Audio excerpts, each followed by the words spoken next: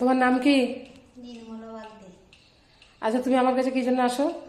ব্যায়াম শিখতে। কেন? যোগা শিখতে। কেন? শরীরে সবসময় ক্লান্ত ভাব লাগতো, তারপরে গোটা শরীরে ব্যথা, ঘুম ঘুম ভাব, আর শরীরে ওজন বেড়ে যাচ্ছে। আর কদিন হলো করছো? 21 দিন। 21 দিন। তাতে কি রেজাল্ট এসছে? গায়ে হাতে যে সবসময় ব্যথা করতো, ওই ব্যথাটা কমে গিয়েছে।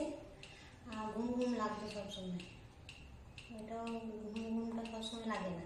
বেশ। তোমার এই বাচ্চা কোন সালে হয়েছে? কত সালে? 2014। 2014-তে।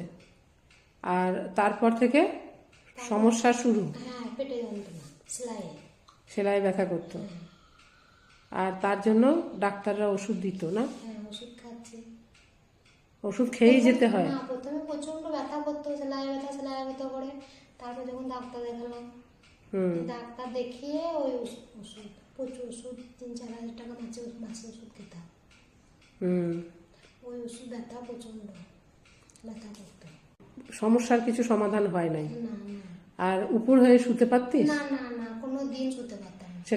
সেটা কত বছর? এই 10 বছর, ছেলের বয়স যতদিন ততদিন 10 বছর।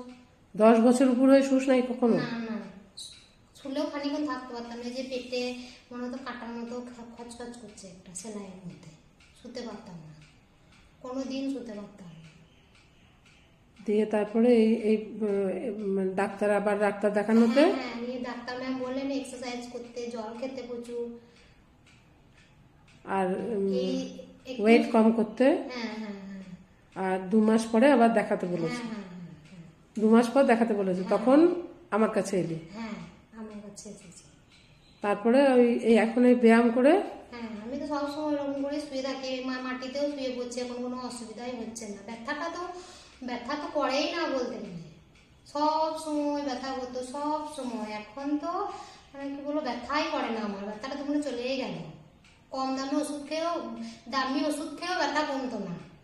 গুড।